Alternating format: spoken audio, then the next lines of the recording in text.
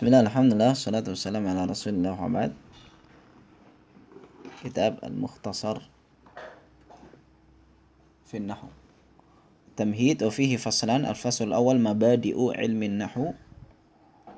Ya, ini muqaddimah ilmu nahwu. Al-fasl ats-tsani ahamiyatu dirasati ilmi an-nahw. Urgensi belajar ilmu nahwu.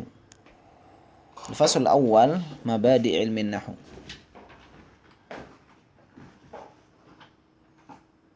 Jadi ada 10 hal yang dijadikan mabadi'ul ulum. Mabadi' itu makna dari mabda, ya permulaan belajar suatu ilmu, disarankan untuk memahami 10 hal. Di sini disebutkan dalam bait syair, disebutkan oleh As-Sabban, ya. Sabban, inna mabadi kulli fannin 'asharah al-haddu wal mawdu'u thumma thamarah nisbatun wa fadluhu wal wadi' wal ismu al-istimdadu hukmu syari' masailun wal ba'du bil ba'di iktafa wa man daral jami'a haza syarafa. Inna mabadi kulli fannin, sungguhnya permulaan setiap cabang ilmu asyarah, ada 10. Yang pertama al-haddu, yaitu definisi, wal mawdu'u, itu temanya, thumma thamarah, kemudian manfaatnya atau buah mempelajari ilmu tersebut. Yang keempat nisbatun, ya penisbatan ilmu ini, artinya siapa yang pertama kali menulis tentang ilmu ini yang mengumpulkan jadi satu. Adapun ilmu itu tentunya dari Allah, kemudian disampaikan melalui Rasulullah SAW, namun dibukukan oleh ulama-ulama, ya seperti misalnya usul fikih disebutkan dinisbatkan kepada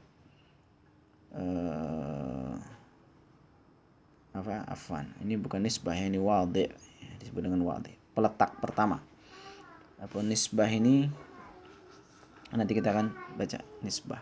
Wa fadluhu, keutamaannya, wal wadhi', ini peletak tadi, ya peletak, yaitu ulama yang menulis pertama kali. Wal ismul istimdadu hukmu syari'. Kemudian yang ke-7 adalah ism, namanya apa. Wal istimdad, yang ke-8 adalah diambil dari mana ilmu ini. Kemudian yang ke-9 hukmu syari', hukum mempelajarinya. Kemudian yang ke-10 masail, yaitu permasalahan-permasalahan yang ada di dalam ilmu tersebut. Nah, di sini disebutkan faman 'alima hadhil mabadi' al-'ashrah ahata bil ilm wa tasawwarahu tasawwuran jayyidan. Siapa yang memahami 10 permulaan ini, mukadimah ini, maka dia bisa menguasai ilmu dan tergambar. Nah, ini tahapan pertama dalam belajar adalah tergambar ilmu ini bentuknya seperti apa, rangkaian ilmu ini seperti apa. Yang pertama adalah had, yaitu definisi. Di sini disebutkan secara bahasa ilmu itu ada beberapa makna. Yang pertama, nahwu itu ada beberapa makna secara bahasa. Asyabah wal mithal, pertama adalah serupa, ya serupa. Yang kedua al-miqdar wal kamiyah, ukuran. Yang ketiga adalah al-jihah, sisi. Nahwu juga bisa berarti sisi. Yang keempat adalah al-qasd, ya menuju, ya menuju. Ini nahwu secara bahasa, ada mirip, kadar, sisi, dan menuju. Adapun secara istilah para ulama nahwu adalah al-ilmu bil qawaid.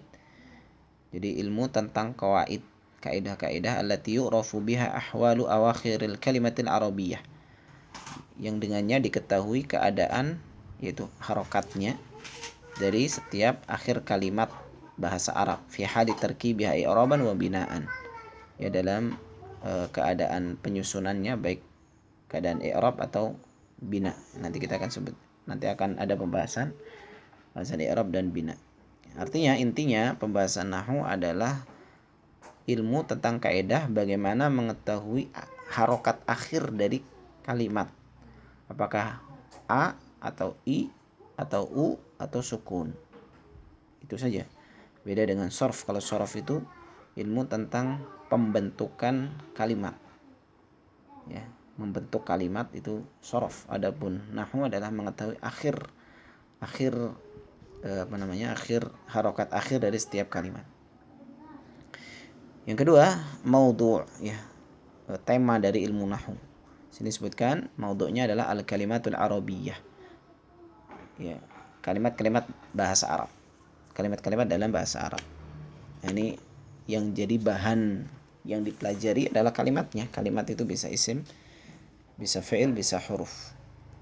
Yang ketiga, thamarah, ya, buah mempelajari ilmu nahwu. Ada banyak diantaranya fahmul Qur'anil Karim wal haditsin nabawi fahman sahihan, memahami Al-Quran dan hadis dengan pemahaman yang sahih. Yang kedua, idraku ijazil Qur'anil Karim wal wuquf ala asrarihi, mengetahui kemukjizatan Al-Quran dan mengetahui rahasia-rahasia Al-Quran. Yang ketiga, siyanatul lisan an khata'in nutqi wal yadi an khata'il kitabah wal aql an khata'il fahm wal jawarih an khata'il amal. Juga menjaga lisan dari salah pengucapan, menjaga tangan dari salah menulis, menjaga akal dari salah memahami, dan menjaga anggota badan dari salah mengamalkan. Yang keempat, nisbah. Nah, penisbatan ilmu nahwu ini, yunsabu ilmu nahwu ila al-ulumil arabiyyah. Jadi ilmu nahwu ini dinisbatkan kepada ilmu bahasa Arab. Ada ilmu syar'i, ada ilmu bahasa. Ilmu bahasa ini menjadi ilmu alat untuk memahami Al-Quran dan Sunnah. Al-Mabda'ul Khamis, yang kelima, fadlu ilmi nahwu, keutamaan ilmu nahwu. Saya sebutkan ilmu nahwu, fadluhu azim jiddan. Ya, keutamaan ilmu nahwu sangat agung.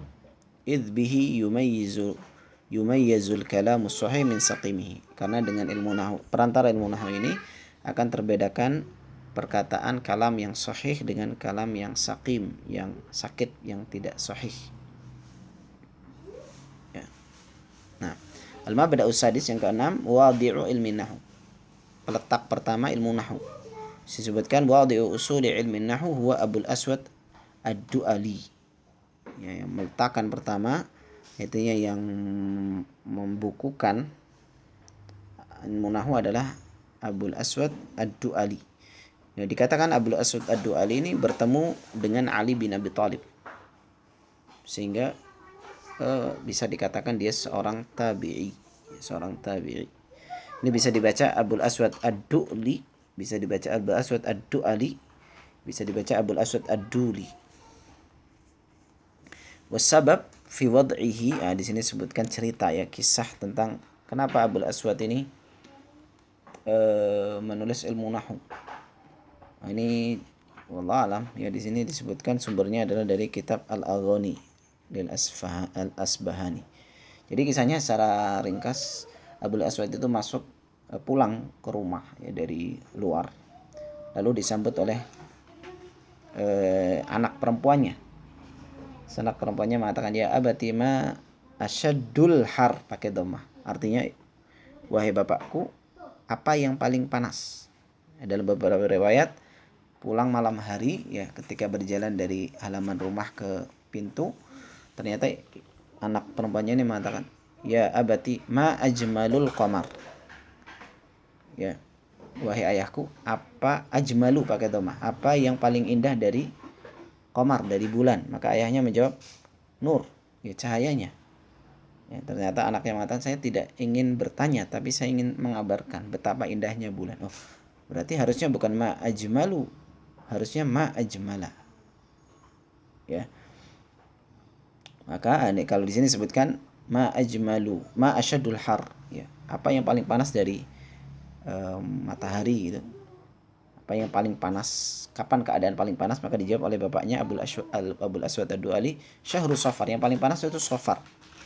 Maka anak perempuannya mengatakan, ya abati innama akhbartuka walam as'alka. Aku ingin mengabarkan, bukan bertanya. Dari sejak ini dia mengetahui bahwa orang Arab kok salah ngomong, karena sudah bercampur dengan orang-orang non Arab. Maka dia mendatangi Amirul Mukminin Ali bin Abi Thalib radhiyallahu anhu. Beliau mengatakan, ya Amirul Mukminin, dahabat lughatul Arab lamma khalatatil ajam. Hilang bahasanya orang Arab ketika bercampur dengan orang-orang ajam non Arab. Wa ausyaka an in tatawwala 'alaiha zaman an tadmahil. Dan hampir saja kalau zaman berlalu panjang akan hilang, akan menjadi dangkal tatmahil. Faqala lahu wa madhak, apa itu? Lalu mengabarkan tentang kisah anaknya. Maka Ali bin Abi Thalib memerintahkan an yad'a ilman nahwu, memerintahkan ilmu nahwu, wa amla alaih, lalu Ali mendiktekan kepada Abul Asad Ad-Du'ali, al-kalamu kulluhu la yakhruju an ismin wa fi'lin wa harfin ja'a li ma'na. Kalam itu semuanya tidak keluar dari isim, fi'il, huruf yang memiliki makna.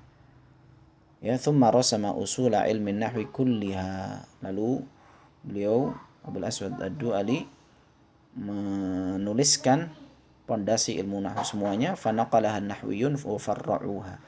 Lalu dinukilkan oleh para ahli nahwu, lalu dicabang-cabangkan, dilebarkan pembahasan nahwu. Ini kisah ringkas tentang peletakan pertama ilmu nahwu. Jadi terjadi di zamannya Ali bin Abi Thalib, ya, zamannya tabi'in, masih ada sahabat. Al-mabda' sabi ismu ilmi nahwu, namanya ilmu nahwu. Ilmu nahwu itu punya beberapa nama, disebut ilmu nahwu, disebut ilmu i'rab, disebut juga qawaidul i'rab. Kedelapan, istimdadu ilmi. Diambil dari mana ilmu nahwu itu? Dari 3 sumber, Al-Quran, yang kedua sunnah, yang ketiga fasih kalamil Arab, kalam perkataan orang Arab yang fasih.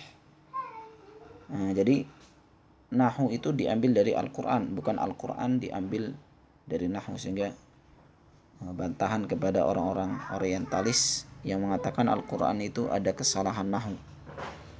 Padahal nahwu diambil dari Al-Quran, bukan Al-Quran diambil dari nahwu. Al-mabda'u tasi' 9, hukmu syari' fi ta'allum wa ta'limi ilmi nahwu. Ya, hukum mempelajari dan mengajarkan ilmu nahwu.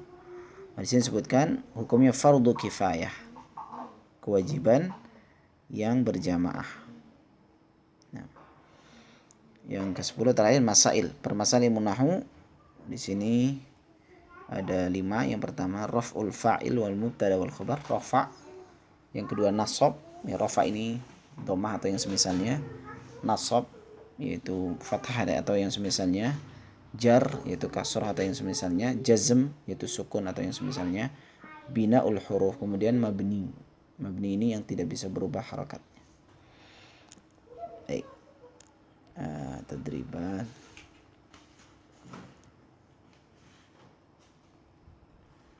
Dha' alamat as-sah. Ya, ini yang pertama ilmu nahwu wal ilmu bil qawaid allati yu'rafu biha ahwalu awakhir kalimat al-arabiyyah fi hali tarkibi i'raban sahih. موضوع علم النحو الكلمات العربية من حيث اختلاف الأحوال الداخلة عليها في حال تركيبها.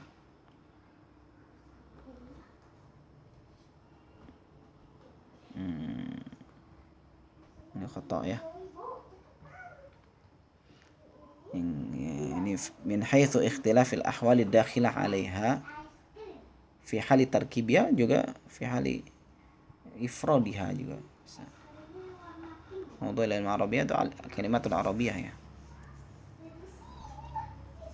Ketiga, min thamaratil marjuah min ta'allum ilmi nahwu fahmul Quran wal hadits nabawi sahih. Yang keempat, yunsab ilmu nahwu ila al-ulum al-arabiyyah sahih. Wadi'u usul ilmi nahwu wa Abul Aswad sahih. Min asma' ilmi nahwu qawaidul i'rab sahih. Min masail ilmi nahwu raf'ul fa'il wa mubtada sahih. Hukmu ta'allum ilmi nahwu ta'limu fardu 'ain khata', fardu kifayah. 9, min ma'ani nahwu fil lughah syabah wal sahih. Dan seterusnya. Al-fasl tsani ahamiyatu dirasati ilmi nahwu. Urgensi mempelajari ilmu nahwu. Ada perkataan Umar bin Khattab, diriwayatkan dari Umar bin Khattab, ta'allamul arabiyyah fa innaha tuthbitul aqla wa tazidu fil muru'ah. Pelajarilah bahasa Arab karena mempelajarinya bisa mengokohkan akal dan menambah kewibawaan. Menguatkan akal karena orang yang belajar ilmu bahasa, ilmu nahwu itu menjadikan dia menggunakan logikanya sehingga akalnya kuat. Adapun menambah muru'ah karena dia menjadikan percaya diri ya ketika berbicara karena tidak keliru di dalam harakatnya. Wa qala radhiyallahu anhu ta'allamun nahwa kama ta'allamuna sunan wal faraid. Pelajarilah nahwu sebagaimana kalian mempelajari sunnah-sunnah dan kewajiban-kewajiban. Nah, karena di sini tidak bisa memahami Al-Quran dan hadis dengan pemahaman yang baik dan benar kecuali mempelajari nahwu. Sehingga di sini Umar memotivasi untuk mempelajari nahwu. Jangan diremehkan, jangan diremehkan. Wa qala radhiyallahu anhu ta'allamu i'rab al-Qur'an kama ta'allamuna hifdzah. Ya, pelajarilah i'rab Al-Qur'an yaitu nahwu ya sebagaimana kalian mempelajari hafalannya. Wa kataba radhiyallahu anhu ila Abi Musa al-Asy'ari radhiyallahu anhu amma ba'd fatafaqahu fis sunnah wa tafaqahu fil arabiyyah. Ya, pelajarilah sunnah dan pelajarilah ilmu bahasa Arab. Qala Ubay bin Ka'ab ta'allamul arabiyyah kama ta'allamuna hifdzal Qur'an. Pelajarilah ilmu bahasa Arab sebagaimana kalian mempelajari hifdzul Qur'an. Wa kana Abdullah bin Umar radhiyallahu anhu yadribu waladahu 'ala lahan. Ibnu Umar dahulu memukul anaknya kalau salah dalam pengucapan bahasa Arab. Lahan. Ay khata' fi nahwu, yaitu kesalahan dalam nahwu. Dan seterusnya ya, ini banyak nukilan-nukilan yang menunjukkan pentingnya mempelajari ilmu nahwu.